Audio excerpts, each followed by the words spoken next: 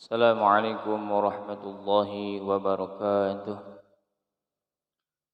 Alhamdulillahillazi an'ama alaina bi ni'matil imani wal islam. Asyhadu an la ilaha illallah wahdahu la syarika lah wa asyhadu anna sayyidana wa nabiyyana wa maulana Muhammadan abduhu wa rasuluh.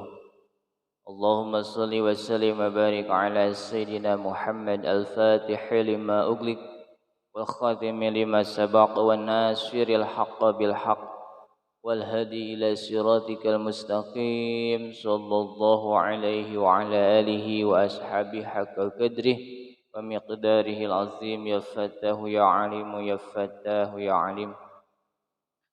وقد قال الله تعالى في كتابه الكريم وهو أصدق القائلين أعوذ بالله من الشيطان الرجيم. Bismillahirrahmanirrahim. Wal 'ashri innal insana lafi khusrin illa allazina amanu wa 'amilus solihati wa tawassaw bil haqqi wa tawassaw bis sabr. Dawuh Rasulullah sallallahu alaihi wasallam, man asbaha la yanwi az-zulma ala ahadin ghufira lahu ma jana wa man asbaha yanwi nusratal mazlumi wa qada'a hajatil muslimi kanat lahu ka ajrin hajjatin mabruratin.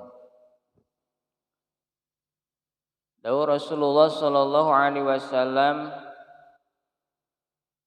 man asbaha la yanwi az-zulma, sajalma anu isuk-isuk teu niat ngadolim ala hadin ka salah saurang, ghufira lahu ma jana, mangka dihampura pikeun eta jalma perkara anu nganyerikeun.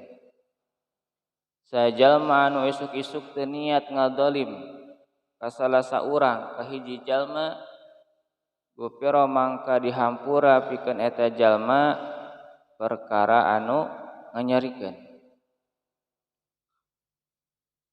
Wa man asbaha yanwi nusratal mazlumi, jeung ari sajalma anu isuk-isuk niat nulungan jalma anu didolim,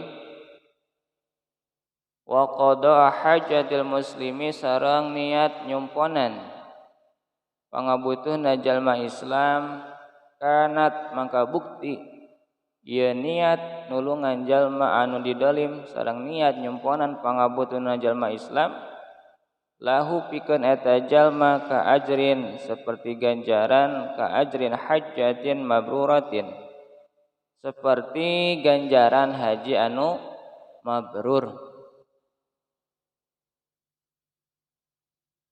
Wa man asbaha yanwi nusratal mazlumi, jeung ari sajalma anu isuk-isuk niat rek nulungan jalma anu didolim, wa qada'a hajatil muslimi, sareng niat bade nyumponan pangabutuhna jalma Islam, kanat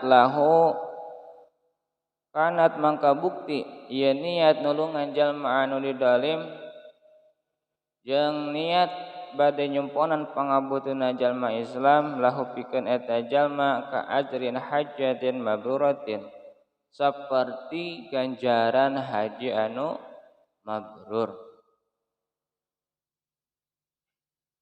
Mugia ieu amalan aya manfaatna khususna kanggo sim kuring, umumna kanggo sadayana anu ngamalkeunana. Wallahu a'lam bishawab. Akhirul kalam. Wassalamualaikum warahmatullahi wabarakatuh.